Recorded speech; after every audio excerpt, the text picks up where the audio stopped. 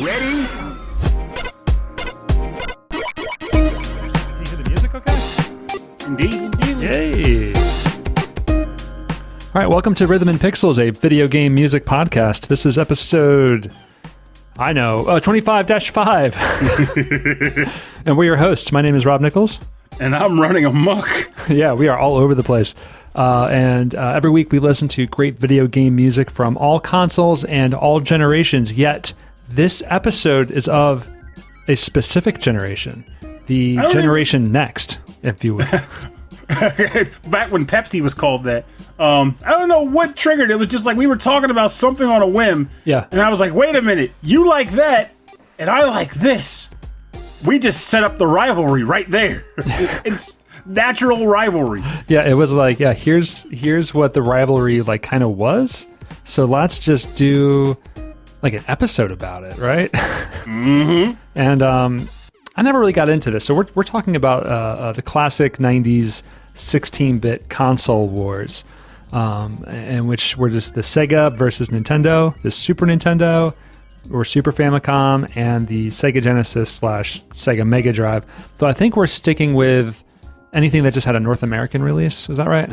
Pretty much. Yeah. Though I think it's funny they lay out the table here. Rob is all about Genesis. Did you say Rob sucks? I didn't, but you know what? For the rivalry, Rob sucks. No.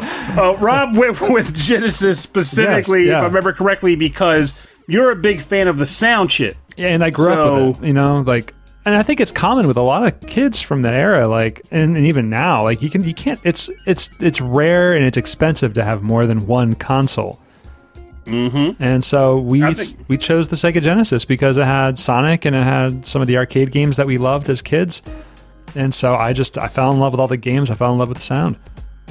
In my household, we had both, but that was mainly because, again, as it's been referenced on the show many times, we were lucky enough to have an uncle who handed me down a Super Nintendo. My brother got a Genesis for his birthday one year. So between the two, we had both systems. Mm-hmm. And then, of course, the Turbo Duo came along when I was like 13 or so. But for the most part, yeah, we were the only house on the block to have both. Yeah. But with that said, I still always gravitate towards the Super Nintendo, which by the end of this episode, a revelation will be mentioned. We're like, I understand now. It all makes sense. I'll say right up front, I feel like the best composers of the Super Nintendo, composing on the Super Nintendo, against the best composers on the Genesis, composing on the Genesis, I feel like I still prefer music from the Genesis. I'm not going to lie. That doesn't surprise me, and I feel like because of this show, I've come to flip to that end of the spectrum too. Oh, really? Do you think early on you were like Nintendo hardcore? 100%. And in some comparisons, I'm still that way. Like if you were to say Zombies Ate My Neighbors on the Super versus Zombies Ate My Neighbors on the Genesis, I prefer the Super Nintendo soundtrack. Okay. Cool Spot, however, I prefer the Genesis soundtrack to the Super. And same for Sparkster. I prefer the Genesis soundtrack to the Super. So it's a really weird place there. Like sometimes and other times. But as I've been doing this show with you over the months of picking tracks and discussing these things at a level that up until doing this show, I never got that deep in. I was usually just, this song sounds cool. Pa-tappa-tappa-tappa. Now I'm like, this has a very distinct sound that I appreciate far more than I would have before. Like, this is where it's at. However, I still got to fight for my roots here for the purpose of this episode. That's Super Nintendo to the table. That's fair. So we're going to be listening to... So what we did was we picked... Excuse me, I'm sorry. I haven't slept a whole lot, and I'm crazy. So by the end of the show, I'm going to be real loopy. So we picked 4 genres, and we're each going to pick... I think we're each going to pick a game of the game, not just the music, but the game that we think best represents that console, to prove this is what's really good, to rival the other console. So we picked round 1 is going to be, I think, platformers. Round 2 is going to be shmups. And round 3 will be sports games or racing games. And then in the round 4, in the bonus round, because, it's the best part of the bonus round, is RPGs. That's right. Which I'm a little afraid about. Super Nintendo being so full of the delicious JRPGs that Purnell loves so well. Oh yeah. Oh yeah. But there's some good stuff on the Genesis too. But I feel like I was trying to skew things towards the Genesis here. We can have another episode where we can do like other ones, like what other genres are there? Adventure games, right? And we can do action adventure games. Yep. We'll do whatever one. If we both pick racing, then we do the other. Or if we both pick sports, we do the other. Yeah, but we puzzle won't know games. until we get there. No, we missed puzzle games. I know. Definitely puzzle games. You texted me and you're like, "Are we doing puzzle games or what?" I'm like, "No, man. We're gonna pick the one that I want to do." No. All right, but this is an odd episode. So we're gonna start with the Super Nintendo on each of these rounds, and we'll talk about. Maybe we'll just talk about like why we feel this game best represents the power of that console and like what it did that did better than the Super Nintendo. And then that's just the ones I picked did not have releases on the Nintendo. What about yours? I would say that all of mine were console exclusive too. Yeah, believe it or not. Yeah, that's wasn't even the intention, but it happened that way. Yeah, I want to be like, it wasn't just like better on this system. It was like a game that was made for this system, and a lot of them are fairly later in the series, later in the life cycle of the system. I'll actually add a little bit of extra flavor to my picks before I even get started, which is that. So before going into this, I had a worry or fear that I was going to shoot purely from nostalgia on all of my picks, or thereby maybe forgetting some stuff here and there. So I was like, you know what? Beforehand, let me sit down and actually try to play some other games. Like bring up a list of games and just mess with them to get a flavor for how they felt and how they played. And in some cases, play pretty far into them just because I was really having a ball. Which makes all the picks that I did come up with that much stranger or unexpected or expected, depending on what camp you're coming from. Yeah, mine are a little... They're going to be a little left field for people. I mean, maybe there's like one or two that are going to be like, oh yeah, sure. But like only one of these is really like super nostalgia for me. The rest of these are like I've heard about, or I watched a lot of playthroughs, or I played through on an emulator that I was like, wow, like I didn't know about this. And this is like one of the coolest things I've ever seen. Yeah, we'll get into that. So yeah, are starting platformers okay with you? Works for me. All right. What's your first game? Well, unsurprising to anyone who's been on a Super Nintendo, my representation for platformers is going to be Super Mario World. And the track I'm picking is the Staff Roll. Oh, okay. And it was composed by Koji Kondo. I like that. All right, let's check it out.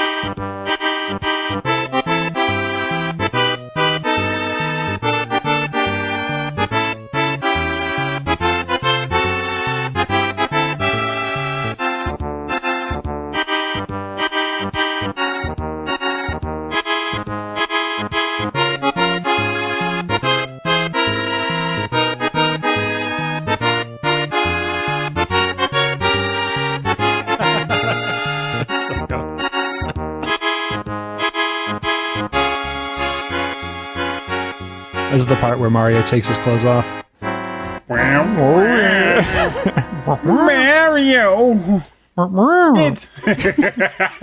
It's me, the credits. Leave that on.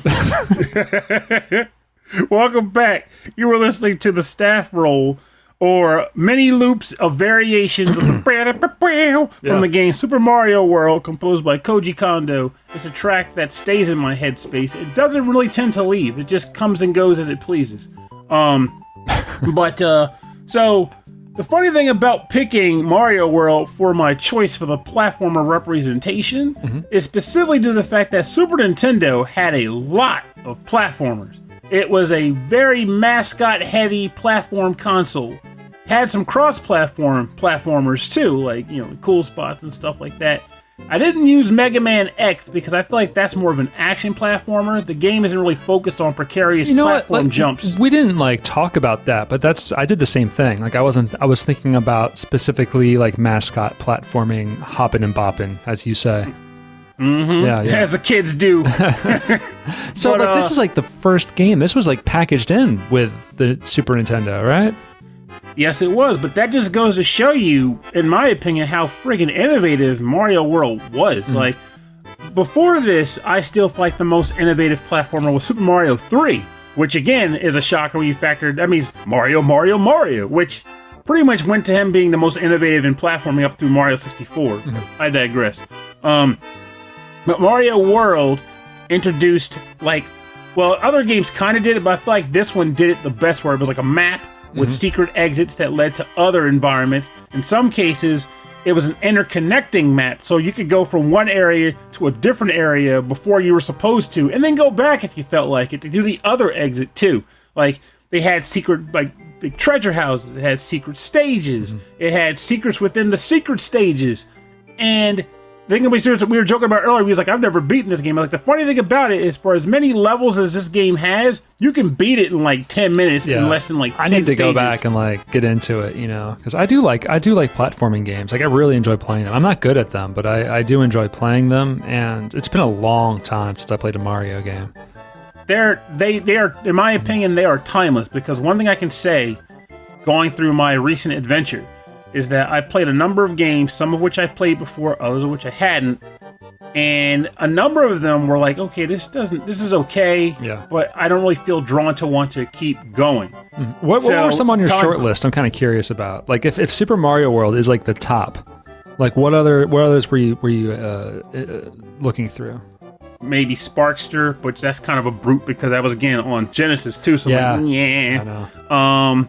I tried out Congo's Caper, which was one I always kind of envied back in the day. Super Bonk, Joe and Mac. Well, so those are two NEC games, man. Those are TurboGrafx ports, right? No. Only Super. No, actually, take that back. Super Bonk wasn't even a port. It was just Nintendo. Hudson Soft made a game for the Super. Okay. Just made a Bonk game, but it was his own game.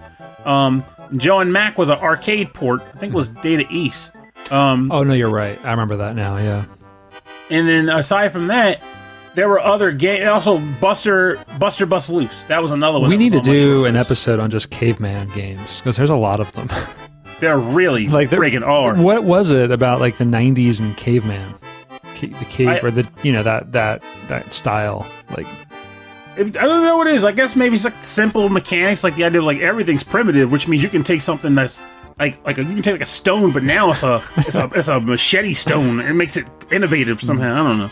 Well, I'm with you, man. Super Mario World is super, at the time and for a while after, this was the platforming game. I think even after Donkey Kong Country and all those other ones came out, Super Mario World was still the one you would want to play, right? Exactly, because I will say Donkey Kong Country does belong on a short list, because that game has some brutal jumps and stuff. But the problem is, this is probably a positive for some and a detriment to others. In my case, a detriment. It was pure platforming in the sense that I liked how Mario had a lot of the variety and the different power-ups you could get. I liked the different the tonal shifts in the worlds you went to, the enemy variety. Whereas Donkey Kong Country, was precarious platforming, but it was literally just like, it was pure hop and bop. You got the animals sometimes, but really it was about Rambi on the platforming stages, and then freaking the Ungard, the fish underwater. I'm sure it was like one other animal, but that just goes to show you how forgetful he was for me. I don't even remember him anymore. I remember Ungard, and I remember the rhino, Rambi. So in that regard, I'm like, I look back on those games, and I remember enjoying Donkey Kong Country, but when I was done, I was done. I didn't really feel like playing it anymore. But Mario, I'll go back to it every freaking time and enjoy myself. Now, okay, so for the Genesis, I did something a little different. I kind of went for like the most innovative, like graphically and sound-wise. Nuts. So you didn't pick Kid Chameleon. That was my number 2, honestly. Sonic was kind of in there, but I thought Sonic was a little too on the nose, because Sonic's it's a fun platformer, but there are so many platformers on the Sega Genesis. So, but you know what franchise has some of the best platforming games on any system is Disney. Yes. So I picked World of Illusion starring Mickey Mouse and Donald Duck for the Sega Genesis. Ooh. And I'll say this right now. Super Mario Brothers does not have 2-player simultaneous. Oh, mercy. That is true. For better or worse. All right, so we're going to listen to Stage 4, The Library, from World of Illusion for the Sega Genesis, composed by Haruyo Oguro and Tomoko Sasaki.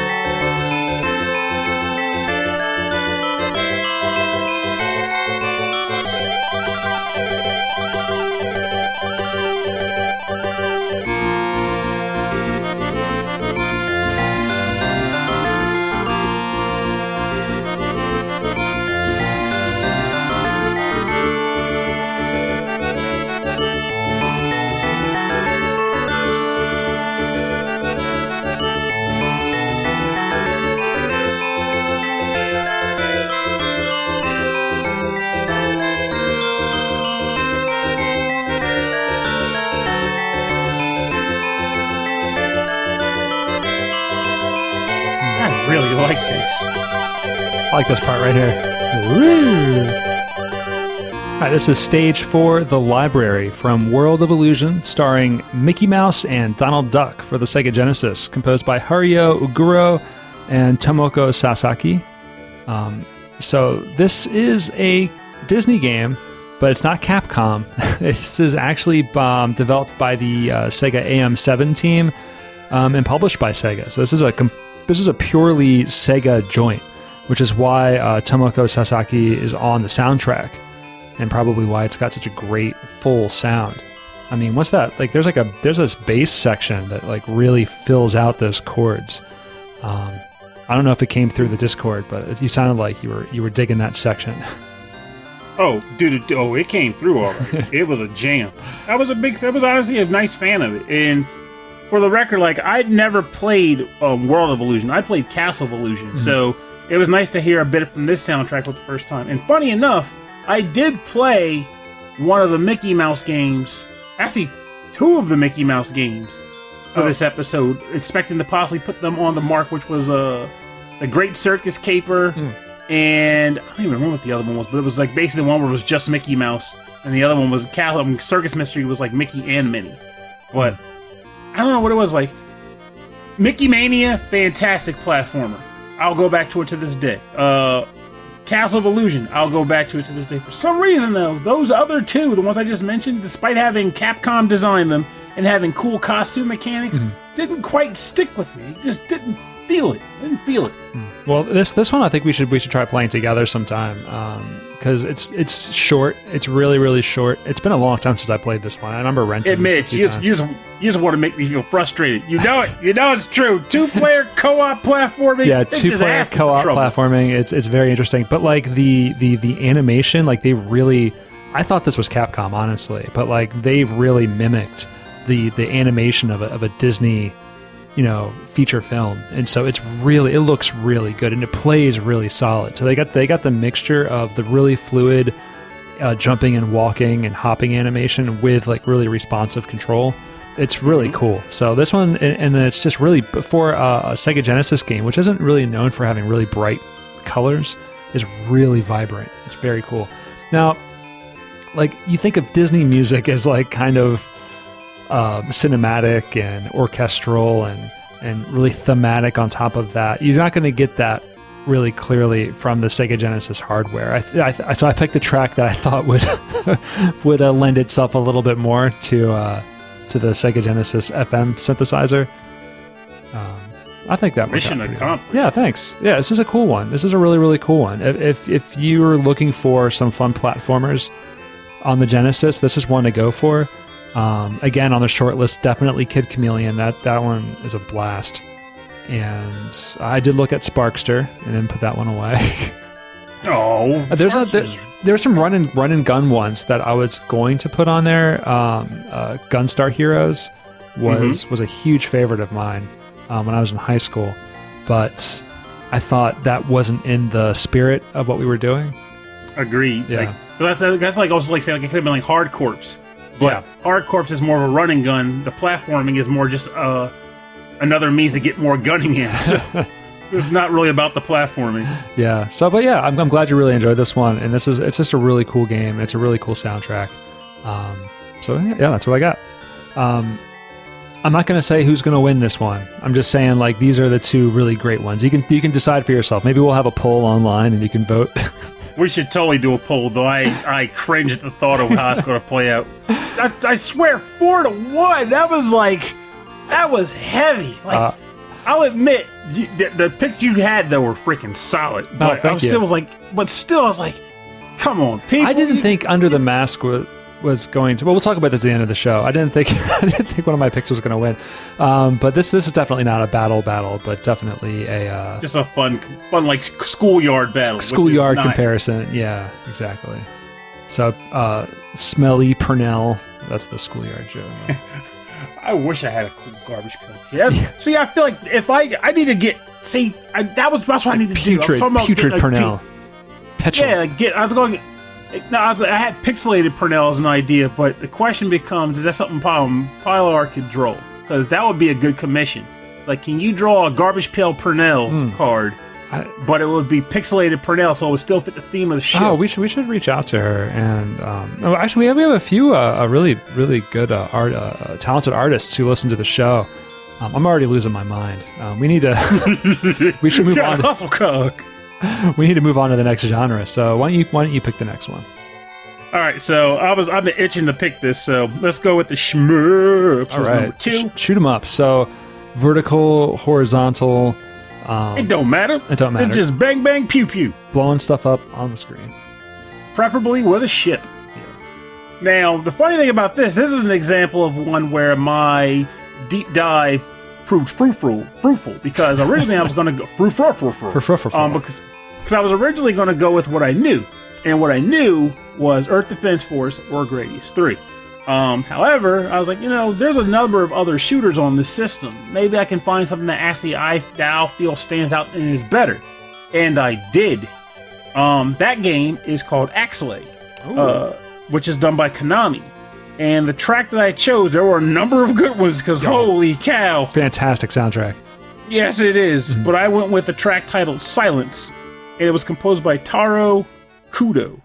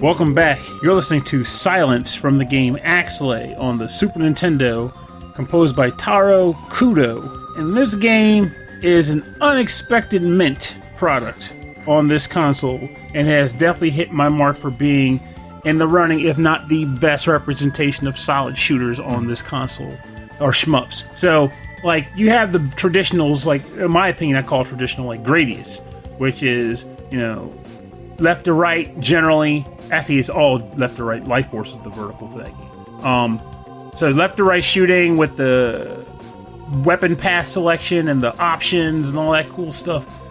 This game does something, a couple of things differently that I thought was especially great. One, it pulled a Life Force where it had, you know, horizontal shooting, and it also did like vertical shooting, but it utilized mode 7 to do it. So it's like almost like you're kind of going around a globe as you were flying, and then enemies would kind of crop up from below. Sometimes they would just kind of slowly pan out from the back as they were coming up on the arc. It's really clever. The horizontal stages are actually taller than the screen. So as you scroll up and down, you're actually scrolling the screen down, which you didn't see in a lot of horizontal shooters. There's a few on the Genesis that did that. I think of Thunder Force comes to mind, but you're right. There's very few that did this, like the Life Force style vertical to horizontal. It did a great job of it. Really I cool. loved it so much. Oh, can we talk about that bass? Ooh, the bass is so good. And I'll tell you this other thing too, I totally forgot about. So the other big element to this game that's cool, and then we'll talk about the bass, because we gotta get to the bass. So a lot of shooters, what they do is you fly and you pew pew, and they pew pew back at you, and if you get hit, you die unless you have a shield, in which case the shield takes the hit until you eventually die. This game does something a little different though, in a way that I don't think I've ever seen another game do it. And if there is others like it, please tell me. I need to play them. So at the beginning of a level, you choose 3 weapons, and as you play through the game, you unlock other weapons that you can use as well. Now, as you're flying around, you can switch between your weapons at will. But if you take a bullet while using a weapon, you lose the weapon for good. Well, let's not go too far. Until you die, you lose the weapon. And you get like a generic crap weapon in its place. If you take another bullet while using the crap weapon, you die. So essentially, if you're really good with your weapons, you can take 4 hits before you die. Of course, if you physically crash into the side or to an enemy, you'll die immediately because your ship blew up. But I like the idea that taking a bullet, it's like weapons disengaged. Oh crap! You know, switch to auxiliary weaponry. You know, it's like you can see the guy in the ship, like, oh no, cannon 2's out, cannon 2's out. So I had a lot of fun, like playing around. You take that shot with your favorite gun, like, oh crap, now I'm done with the turd gun. I don't want to use this junk. But you keep going because it's fun that way. I think you picked a really, probably one of the finest examples on the Super Nintendo, and there are a few really good shooters on the Super Nintendo, but this is definitely up there, and soundtrack wise too. I was also thinking, I thought you were going to pick from Phalanx. Honestly, I've actually never really done much with Phalanx. I still know that as the game with the Banjo Man. Yeah, just the weird advertising with the Banjo Man on the cover. So on the Sega Genesis, it was really known for having a lot of shoot 'em ups and a lot of shoot 'em up ports on there. So I went with classic Wolf Team because I wanted to hear some Motoi Sakuraba on this episode. And there's some great soundtracks in all the Thunder Force games, especially Thunder Force 4 comes to mind. But this is Sol-Deace, or in Japan it is Sol-Deace. Is a horizontal scroller, and it's a space shooter, and it's got some of the coolest graphics I've seen on the Sega Genesis. Come and sit down, it's time for the Soul Feast! This is Mission 2, the Cilius Moon, from Sol-Deace for the Sega Genesis, and it's composed by one of Purnell's favorites, Motoi Sakuraba. Oh, baby.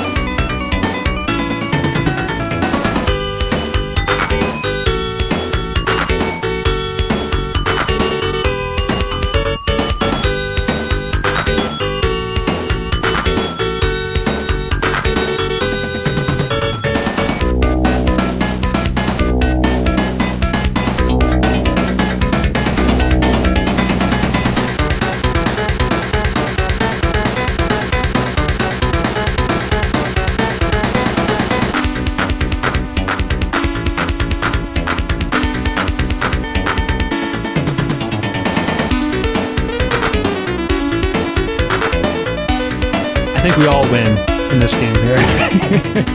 Yes, we do. That was Mission 2, Cilius Moon, from the game Sol-Deace for the Sega Genesis, composed by Motoi Sakuraba, proving once again that shoot 'em ups on the home consoles in the 16-bit era were all about the keyboard solos. Just long keyboard solos. And then this track did it so well. Now, and your track from Axelay had kind of a turn in it too, you know, and this one had that long breakdown that was just like building and building. So it's just unusual, you know, for these side-scrolling games, like the length of the stage is predetermined, you know how long it's going to be. It's never going to be shorter, and it's never going to be longer. So these tracks are generally a really specific length for the stage. And so I know like Gate of Thunder was really good for that with a track. Unless you paused it, pretty much ended at the end of the stage. Yeah. It's like I love seeing that. Like a lot of shooters don't pull it off, but the ones that do, it just feels like it was orchestrated, like they hit just the right spots. Right, like you know that like when that build up is happening, there's like a mini boss coming in, or there's like a swarm of enemies coming at you. But I picked this one. I mean, it is a standard a side scroller, but I think the graphics on this one are some of the best on the Genesis. The amount of bullets on the screen is insane, but the mechanic is really cool where you have. I think you use all 3 buttons on the Genesis, where like one's like your main fire in the middle, but then you can pick different weapons as you pick them up as you play the game on the top and the bottom part of the ship. And I think you can drop them off if they get shot. I don't think they get shot off. I think if you die, you just lose them. But you can like have like your top one's like a laser and your bottom one's like a missile, or your top one's like a spread like machine gun or something. So it gives you a whole lot of options like how to play through this game. But it's very, very cinematic. And again, it's all these Wolf Team games on the Sega Genesis. I love Sakuraba's soundtracks. They're so cool. Very much so. And I will say that I'm surprised in a sense. Well, I don't want to say surprised because, again, there were so many options and they were all good, including the one you picked. Oh, what do you think? Have you played Musha? Yeah, no, Musha. Musha was up there. I thought Musha was a little on the nose. Like everyone... not everyone, but the Genesis fans know about Musha. That is true. Musha was a jam, and now it sells for a stupid amount of money. So if you want a physical, good luck. That's why I'm glad emulation exists. Not ashamed. Like my Dreamcast games, and I was selling some of my old Dreamcast games. It was the shooters that went for so much money. Mars Matrix went for a pretty penny. So. I think you noticed already. I'm experiencing the beauty of the resale market now because I finally decided to unload a game, and it's moving. It's gonna move, and it's gonna move for a lot. The aftermarket for rhythm games right now is crazy. Like people are after them, especially because everyone's at home right now, or everyone's kind of worried about going to places like Round 1. So like the demand for them is pretty high. Yeah, give me that money because I'll play the old game. I don't care. Yeah, I don't know. I saw my Guitar Hero controller, which I loved. It was my favorite one from Guitar Hero World Tour. I wonder if it's because there's like a computer version that's like a modded, insane hard version that people are really into. I wonder if that's your guitar would work on it. When they make those, they design them with those guitars in mind. Yeah, but I mean, I'm not gonna play it. But I wonder if there's like a market for it after, because I've seen like on Twitch a lot of people remember way back in the day where we got. I don't know who sold them, but it was Guitar Freaks that we were playing. But the Red Octane. It was Red Octane. It had 5 buttons on it, even though you only used 3. I still got it in the closet. I've seen that everywhere. I think people are after those. Wow, because I still have that. I have an I have an open one, but I played like once and put it back in the bag. But I have an official Konami Guitar Freaks controller for guitar, plus the Red Octane guitar. I have my Beatmania controller. Have all my popping controllers. Dude, I know for a lot of that you won't get rid of, but like if you did, people are after that stuff right now. And I even have the good popping controller with the rounded buttons, not the crap flat ones. Yeah, that's true. Yeah. Anyway, Sol-Deace. If Poppin' Sol-Deace. Yeah, if you get the opportunity to check it out on YouTube or make it an emulator because it's going to be hard to find. Both Axelay and Sol-Deace are fantastic titles. I would play them both. Yeah.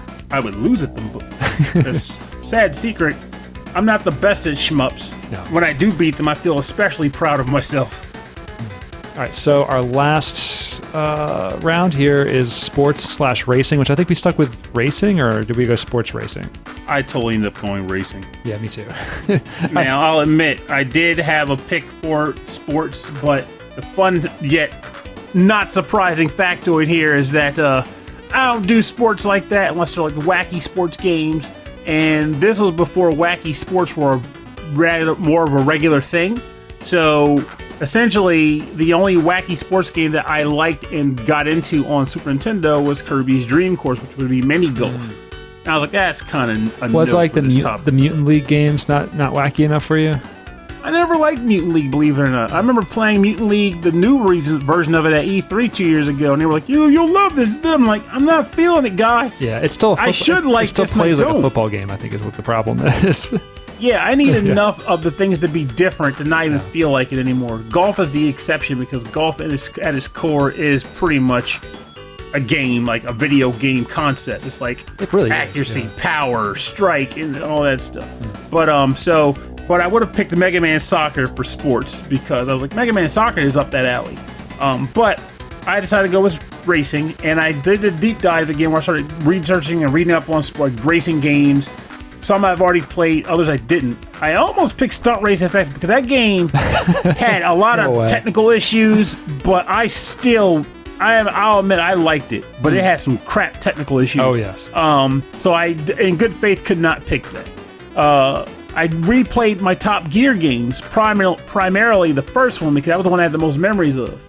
Didn't quite measure up as I wanted it to for the picks on this episode, though. Like, it still has nostalgia, but I'm like, I don't think this My really cousin counts as is the best. way into Top Gear. He loves those games. Test Drive 2 would have been another potential option. But again, it's a game where like I'll play it and I'm like, okay, I remember enjoying this, but it doesn't quite hit me. But just like the first pick I had, the obvious choice is the obvious choice, and I have to go with it. That choice is Super Mario Kart, the original Super Mario Kart. Because again, that created a freaking genre that to this day is still very prominent. And this one is still hailed by a lot of people as the best Mario Kart. I'll give you that. believe it or not. Yeah, I think it is. This is my favorite. So the track I'm going to pick is, it would have been the battle theme, but I don't think that's fair considering that I want to talk about racing, not the battle mode. So, believe it or not, I'm going to go with Bowser's Castle. So I don't think I ever picked Bowser's Castle from this game at any point. Donut Plains, we've done like 2 covers, believe it or not. So I don't want to go with Donut Plains. But Bowser's Castle, let's rod. Composed by Soyo Oka.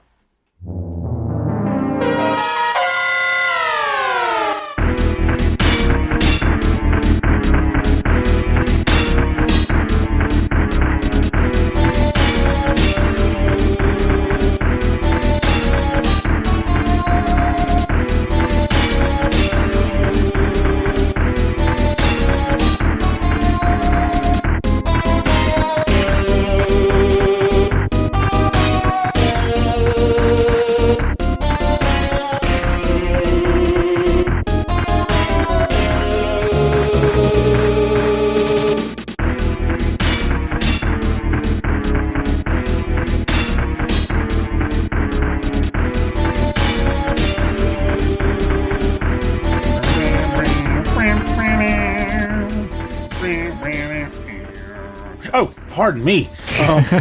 You're listening to the Bowser's Castle theme from Super Mario Kart on the Super Nintendo, composed by Soyo Oka.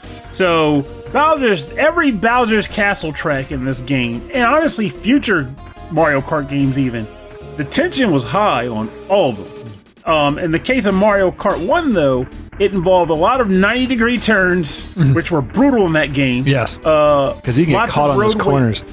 Yes, and just takes all your momentum away. You also had a lot of sections where the side walls just disappeared, so lava was an easy access death, or fishing. Because I've always found it funny that Lackey could fish you out of lava. Yeah. But I digress. Also, Thwomps, which on the Mode 7 graphics, they were really weird at the time sometimes. Like, I just assumed that if I go under it and it's coming down, it's probably going to hit me because I can't time it with the way those graphics were designed. I just had to not be in the lane of the Yeah, they weren't 3-dimensional. They were like 2-dimensional, like flat plane. Yeah, this flat plane. It's just like, there it is. Boink. Like, I can't gauge that distance. It's just there, man. But despite it all, like, Mario Kart 1, even with all the other Mario Karts having been released that have improved on things, with Mario Kart 8 being the pinnacle of Mario Karting, Mario Kart 1 is still a fantastic game. It had the feather, which I'm trying to remember if they brought the feather back in 8. I think they did. But up until 8, there was no feather. And I still would go back to 1 on occasion just for the ability to jump on command. Yeah. I love the game. I think it was, wasn't it Bowser's Castle that had that really good shortcut that you could use the feather on? That one, and also one of the ghost houses. Yeah, the ghost houses. Yeah, that's right. But essentially, it's like you go down like this one narrow pathway, and it just kind of dead ends into like a lava pit. But if you have a feather, you can jump over it and then just hit the other road on the other side. Like, yes, moving, baby. Yeah. But no, you're right. Like this started like a whole genre of games of like cutesy racing games with lots of weapons and multiplayer support. And mascots. And mascots. I played super fast and had lots of different modes. It was just really clever. Yeah, I think the obvious choice in this case is the right choice. Oh, yeah. Because I'm trying to think, like I said, I played a couple of other racing games. They just don't measure up to Mario Kart. They just don't. You know what's funny? Is this round is the epitome of the battle, of the console wars of the era. Because you've got like the virtual racing. No, because Nintendo was like all like, you know, trying to have like fun, cute mascots, you know, and appeal to families. And Sega Genesis was like, we're gonna kill you. You ready to race? Yeah. Are you an angry teenager? Well, because I picked from Road Rash. Oh yes, Road Rash was my jam back in the day. So I picked Road Rash 2 for the Sega Genesis, also composed by Rob Hubbard and Don Veca. Because Road Rash 2 was the first one to include multiplayer support, and I played the heck out of this game. But yeah, this is like, you know, it's literally riding motorcycles and hitting each other with chains, as opposed to like, you know, throwing Koopa shells at Yoshi. You know, it's just so different. It was very rough. But like, I just picture someone getting hit in the face with an actual chain. I know. And be like, whoa, he's still on the bike somehow. He's still riding. It's like, are you going to finish the race, or you just knock everybody else off their bikes? And you have to kind of make that choice as you play. But no, this is the nostalgic game for me. Me and my friends in like junior high or whatever, we would come home and just play this game constantly, over and over again, just because it was just the multiplayer was such a good time. So I picked the Alaska track from Road Rash 2, composed by Rob Hubbard and Don Veca.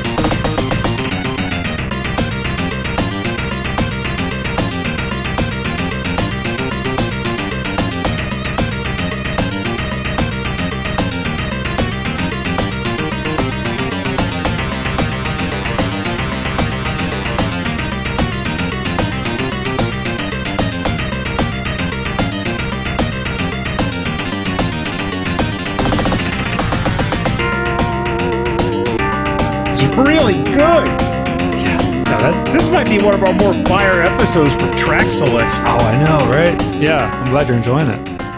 You are listening to Alaska from Road Rash 2 for the Sega Genesis, composed by Rob Hubbard and Don Veca. This is a jam. Like, those guitar solos, or there's a thing between like the Super Nintendo tried to do heavy guitar sounds and guitar solos, like with Mega Man X, and the Genesis had kind of the same thing, especially with Rob Hubbard and the EA titles like Skitchin and stuff like that, where they were trying to Skitchin was my jam. Yeah, or what's the Comic Sound, where they tried to emulate a heavy guitar sound, and I feel like it works really well in the Genesis. It's a little grating, it's a little heavy on the high end, but it works really well. And so I had to pick this track. I had to pick this game. It's amazing. It's a really, really fun one with friends, and the soundtrack is rocking. It's definitely a different vibe than Mario Kart, though. Yes, it is. It's like the thing about it. Like, it's funny. Like, they've made sequels to Road Rash, or correction, sequel, because I think they stopped at Road Rash 3D. But I think 2 still held the pivotal torch of excellence in the franchise. Though I did have Road Rash 3D, and I did enjoy it. Oh. 2 was just a gem. Do I prefer it to Skitchin? Honestly, I think I do. But I do still like me some Skitchin. Yeah, Skitchin's cool. Like, it's just different, you know. The Road Rash games had a lot more speed about them. Yes. Along with the violence. And but yeah, 2, it was like, hey, let's take what we liked about the first one, which made it popular, and just improve on those parts rather than change too much about it. And part of that was multiplayer support. Part of that was just like all the different bikes that you could choose from. There was just a lot going on. More weapons. Yeah, more weapons. But yeah, it was really interesting game, and definitely part of that whole Sega trying to appeal to teenagers and college kids. The thing I find interesting as a question, though, and I'm trying to really process it because I can't come to a decision, but what felt harsher? Getting hit with a red shell in Mario Kart, or getting decked with a freaking chain and knocked off your bike at Road Rash? And I'm going to probably go with the latter. I don't know. It took a lot of precision to nail that chain. Yeah, no, yeah. I would say the red shell just would make me angrier because it didn't take as much skill on your part. But like, but the chain probably felt better to do because it's like, yeah, you had to like line it up just right. You got it. Yes, in your face. It's like the guy's right up while you're like, get away from me, get away. You're trying to swing your weapon. They're swinging at you. It's like that one well-timed hit is your last bit of stamina. You go flying off your bike. It's like, this is personal. This is really personal. What's hilarious about Road Rash is often like you actually have to slow down to like make sure you hit somebody. And so like you're deciding like, I'm not going to win this race by being faster. I gotta knock people out. And another thing I didn't even think about, like, did you used to play with this method where you were like in a weapon fight with a guy, but then you're like, wait, there's a car coming up. Yeah. So you just kind of edge him behind the car so they slam into it. Like, those are things that, like, I want more games to bring that kind of stuff back, because the closest we've had was that one Road Redemption game, but that wasn't all that great to me. I tried to like it. I played it at Ed Wilson's house once when we were up there together for the convention, for RetroCon.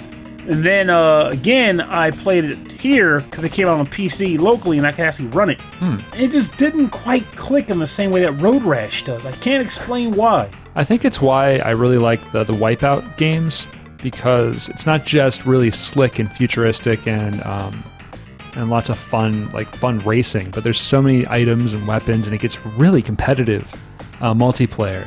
And then, of course, I'm not sure if there's anything like this in Road Rash or the other games, but there's like one weapon that's like a one-shot, like done, like kill, and it'll knock people out of the game. If you're playing multiplayer with a friend and you use that on your, like, you just can't play anymore. It's really annoying. It's like the golden gun for Wipeout. Yeah, it was essentially like that. I remember me and Ian used to play it all the time. And we would be like, okay, if you get this thing, you can't use it on each other. And then inevitably we would use it on each other. Because when the chips are down and you want to win, honor goes out the window. It's like, remember that promise I made? Yeah. It's gone. Button press. Yeah, it's like, no! as soon as like that, yeah, the gloves come off, and And I have done that with games in the past, where it's like a kind of like a verbal agreement to not do a certain tactic, but then you're losing. And you're losing bad. It's like, you know what? I think that's. You know what? I think that forms how we play board games now, where it's like we never do that thing where it's like, okay, but in the next, if you do this, then in the next 2 moves, I won't do this. You know, because we know that in the next 2 moves, something's going to change. I will say I've done that in some. It's a bargaining tool. It's like, look, I can't deal with this right now. Let's not go down this road. You know it's not going to be pretty. So let's just, you do a different thing. Okay. Go our separate ways. All right, but let's be real. If I proposed it, you wouldn't trust me. I probably wouldn't. But if we shook on it and I knew I had a counter if you were nigged, I would. And I feel like I've done that because I've had that, because honestly, when usually bulls are just like, I'm like, come on, Rob, let's not go there. You're like, I'm in it to win. Yeah. You just do it anyway. Like, why would you do that? No. I got to beat everybody, including you. All right. That's what makes it work. All right, I'm going to turn this track down, and we're going to get into the part of the show we call the bonus round. Bonus round.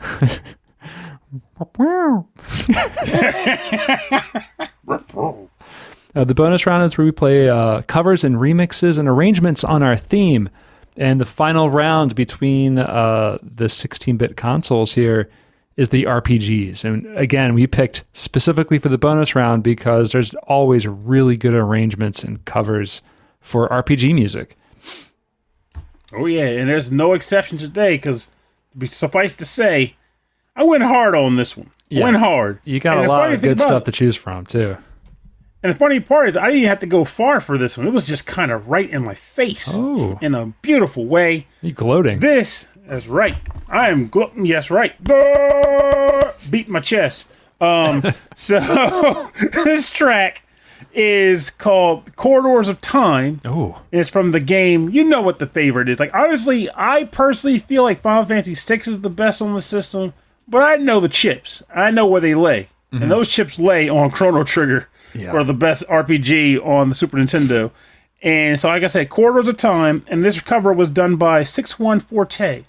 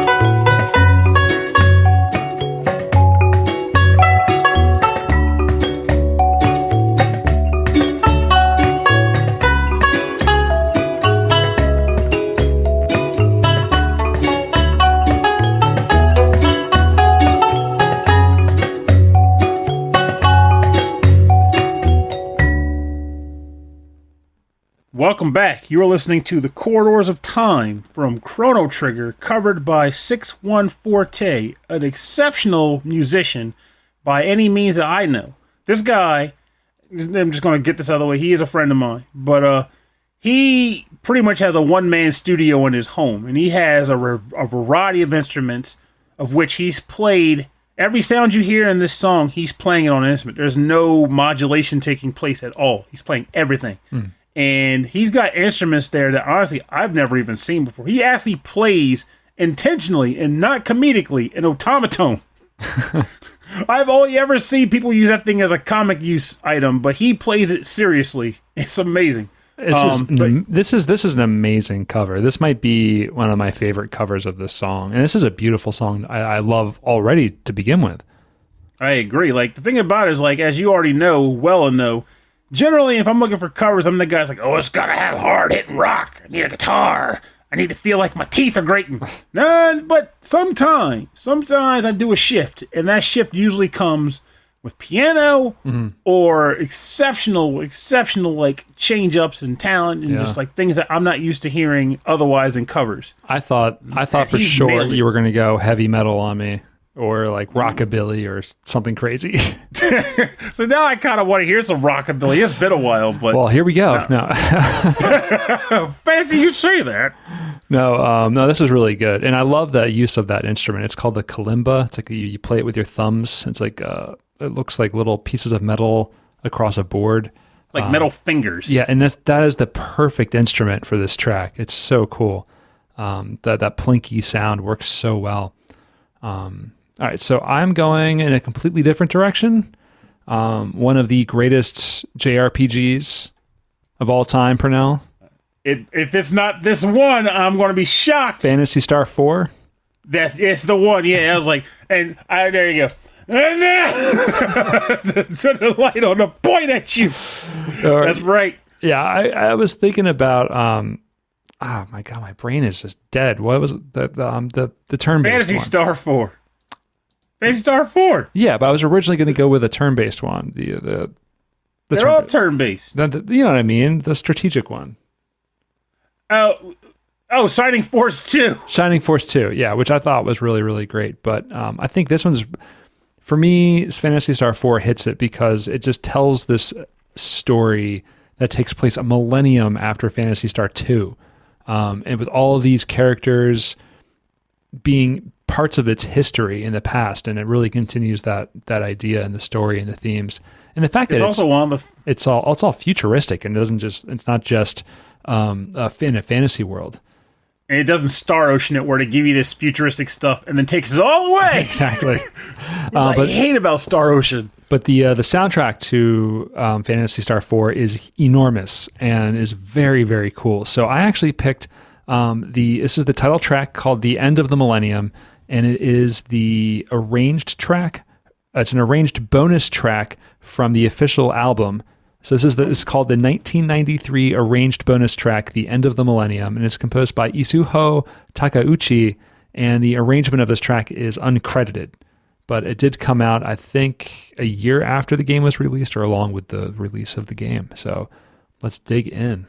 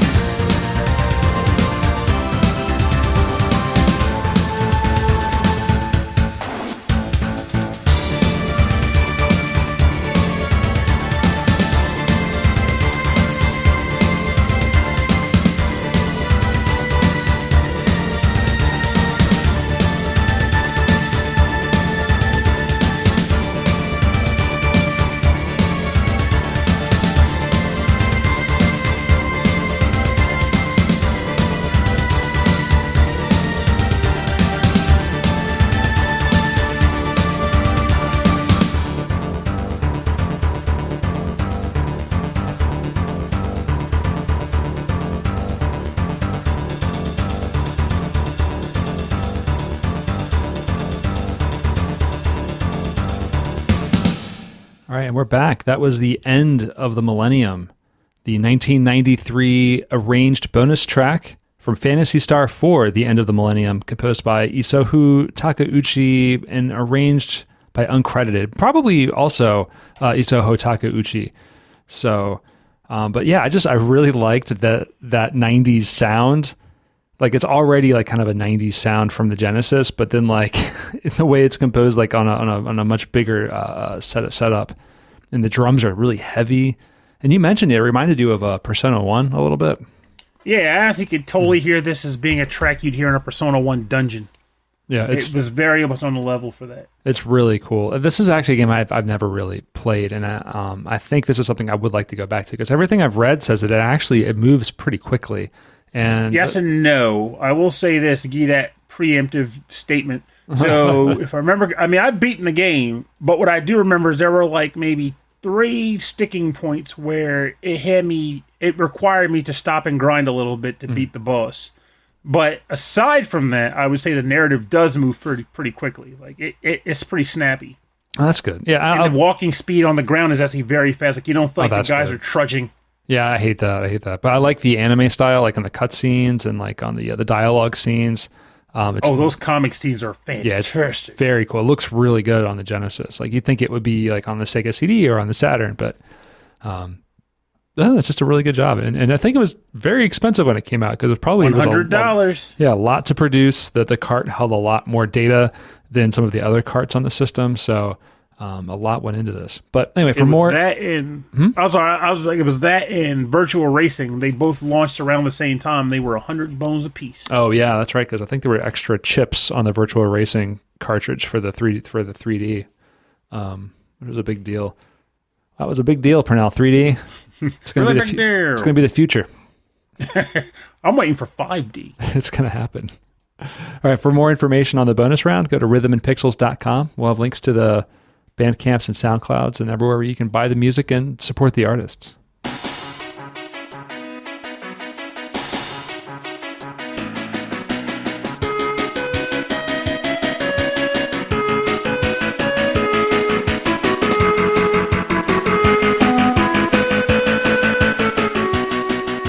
All right, thanks for joining us on episode 25-5 of Rhythm and Pixels. We finally did it. The console wars are over. I'm sure unless there's a sequel that comes up, but at that point, I'd actually request that the listeners suggest that they wants to do like another console matchup. But other than that, I think you agree. This is pretty much like the penultimate of console matchups in the sense of like us growing up and what we experienced. Because I feel like even now, they still have like these headbutts of like Xbox versus PlayStation, or the trifecta when they throw the Switch in there or whatever. But it feels less pure. Less pure because it's adults having these arguments, and it's always done in this way where I'm like, every system has so many good games now that I don't even see the point of it at this point. Like, you buy what you can afford and you play it. Whereas back in the day, we were kids, money was already tight, but there was already also, the systems felt so different from each other that I felt like the comparison was like, it was more on the nose. Yeah, I don't know. Maybe it had to do with the physical media of the time, like having actual cartridges, like they felt like real objects. Maybe I can see that. There's something about that. But at the same time, like, no, I agree actually, because I was going to say something about the Switch having like one of the perks of the Switch being like the crazy like online library it has. But at the same time, I don't really hold that in as much of esteem as I would if it was like, here's this really cool console, like cartridge library I have sitting here. Take them to school, show them to your friends. I can't take my Switch library to work because no one cares. Yeah, which sucks. But I was trying to talk about this with Christy over dinner, and I was thinking about how different the landscape was also during this period, where a lot of these composers, like they worked specifically for companies. Like there's the Capcom composers, there's the Sega composers, like Koji Kondo was Nintendo, you know? And you look at the composer lists now for specific games, and they're not really company specific. And maybe that was a Japanese thing, or maybe it was the time of the 90s, but it was definitely a time, like not just that the games were better on one system or the other, but even straight to the music. Like you weren't going to have a lot of the same composers on one system than you would have on another system. That's another thing I didn't even think about till you just said that. Another thing hits. the sound itself. Mm-hmm. So when you compare, we were talking about Super Nintendo and Genesis. Yeah. They use different sound chips, different sound boards. Everything came out differently by virtue of what the composers had to work with. Now you compare a PlayStation and an Xbox, there's nothing different there. Yeah. They have the potential to sound exactly the same. Like, I'll tell Switch you. too. Yeah, like as a kid, I did not like the Super Nintendo sound. I thought things sounded weird and like springy and dull and off tune. So, for example, the Super Mario track you played, right? It sounded like an accordion the entire time, right? Like just a weird, wacky accordion. And to my ears, that's like, it seems kind of strange. But then that Axelay track, are you kidding? That thing is like cool. That track is absolutely cool. Whereas with the Genesis, it's all very hard, round, like the notes are clearer, right? It's all like really, really clear, and the bass gets so low. It's just very, very different sounding. So straight down to the sound of the machine, like very different sounding machines. But now it's like, the Switch and the PlayStation 4 are going to have very similar sounding music, right? It's all up to the composer, what they decide, how they want to have it in the game. And when I compare the two systems now, thinking back, I perceive the Genesis as having the more experimental and better quality overall sound, but the trade-off is that the Super Nintendo has more vibrant, colorful graphics. Yeah, it does seem that way. I didn't really notice that when I was younger until I got older and was like really comparing the two. That there was a big difference there. But anyway, thanks. If you have like an opinion on this, I'm sure you do, or if you have a track suggestion or a topic suggestion, please send us an email to our email address, rhythmandpixels@hotmail.com. And if you'd like to see a full track listing for this episode and get access to all of our episodes, go to the website, rhythmandpixels.com. And you can check us out on Facebook and Instagram and Twitter. It's Rhythm and Pixels, all one word.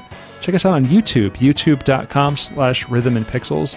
All of our episodes are uploaded there. We have a few extras from our live shows, and we have a 24/7 radio station playing nothing but 8-bit and 16-bit classics and deep cuts. And we've got a lot of new suggestions coming through for that radio station through our Discord server. So you can get access to our Discord server through the website. It's on the menu bar there. The link works now. I'll just say that. So it's all fine.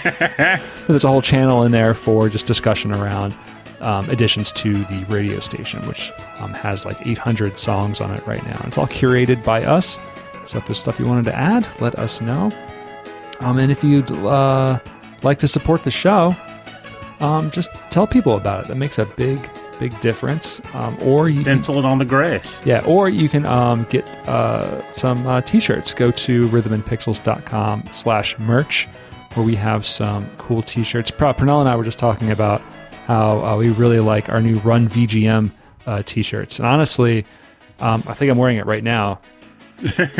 It's like, honestly, it's like, I just realized something. I should mention this right now because it's really funny. Yeah. So a friend and listener of the show messaged me a couple days ago and said, I wanted to let you know about something, which is that it may be just a tick that you have, not you, but me. Yeah. A tick that you have where you do this unexpectedly, but I feel like it's disingenuous. But since I know you personally, I don't think you're using it in that manner, but I wanted to let you know in case someone that doesn't know you personally would think so. And that is my use of the word honestly. Oh, really? I caught myself almost saying, honestly, I love the shirt. And then I'm like, wait a minute, maybe I should just try not to say it. But it really is a tick. It's because a fight, now right? knowing it, I'm like, I say it, it's like a natural thing. And honestly, like, ah! But it's funny that that's actually a thing that came about. I love catching people and figure out what their tick statement is, what their go-to is. Just because you almost said honestly. Uh-huh. But anyway, go check out go check out the t-shirts. I think they're really cool. I'm honestly, if I'm going to be honest here, I'm throwing out all my other clothes. I don't have to wear anything else. I'm just going to say it without even thinking about it. Honestly. You can also support us by going to patreon.com/rhythmandpixels.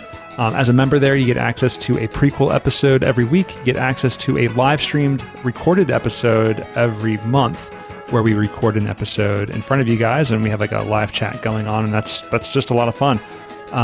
And you get there's some special stuff you can get with the radio station too. You get special shout-outs on the radio station. You can even record your own message to be in rotation on the radio station on YouTube. And at specific levels on Patreon, we'd like to thank everyone. So thank Frankly Zappa, That Nick Walker, Mike Myers, Ed Wilson of the VG Embassy, thank you very much, Mats Holmqvist, Michael Jennings, Davey Cakes, Justin Schneider from XVGM Radio, Sonic Medley, Taco, Harold Howard, Dave Taylor, Reinhard Zelkova, Andreas Mirlberg, Dan Loughton, Sleepy S'more, Steve Miller, The Autistic Gamer 89, Cameron Worma, Christopher Shenstrom, Bobby Arson from One Up Funk, Wicked Sephiroth, Carlos from the Heroes 3 podcast, Michael Bridgewater from the Forever Sound Version podcast, and Brian Pitt. So we do appreciate everyone here, and seeing your names every week, it just means a whole lot to us and encourages us to do more. And actually, I agree. The end of this month, November, is our 5th anniversary of the podcast. So that is coming up. Didn't see it getting this far. Glad it got this far, and I'm interested in seeing it going farther to the moon. Did you think that not just the podcast, but our friendship would survive 5 years of the podcast? I'm not going to lie to you. I didn't. I genuinely felt at some point in time you would have gotten really annoyed with me in some way. Like, Jesus, Perry, I keep missing deadlines. I was like, record this week, and you were like, but I'm busy, Rob. I thought you were going to say, I thought I was going to get annoyed with you, but you were annoyed with me. That's funny. I totally see it. Like, you like, Pernell, you're late again. Like, I'm sorry, man, but this tea won't pee itself. I gotta do it. No, I gotta do it. I think we've actually gotten closer through the podcast. So I concur. Yeah. So there you go, folks. If you have a friend you want to bond with, do a podcast. Yeah, do a podcast, do a YouTube show. I don't know. Just do a project and then force them to do it. If there's a girl you like or a guy you like, wink, wink. Get him to do a podcast with you. That's how dating tips, right? Hey, baby, you want to do a podcast? Jesus. Would I? I've been waiting my whole life for someone to ask me that. My whole life. Jesus crap. All the podcasts and all the gin joints in this town, you had to walk in there. You had to talk in You had to broadcast all to mine. You had to broadcast on the line. Anyway, so yeah, that's it. I don't think we picked a topic for next week's show, but we probably should do that real soon. But we'll take care of that. Funny part is we did come up with a topic for the Patreon episode during this episode. Yeah, and we'll announce that next week. Actually, that's gonna happen. Wait a minute, scheduling wise. Maybe we'll announce it now because it's going to come up sooner than you think. Yeah, it's going to have to because it's going to conflict with the anniversary show, which we need to decide what day we're going to do that. So, so that means that our Patreon show is going to be about food, feast or famine, mainly feast. So we're talking about anything with food related anecdotes or food related games. Or just games with really good food. Turkeys that you find in the walls, apples that you find in trash cans, anything that gives you health, we'll take care of that. Cooking mama. Cooking papa. Cookie mama. Cookie monster. Cookie monster. Yeah.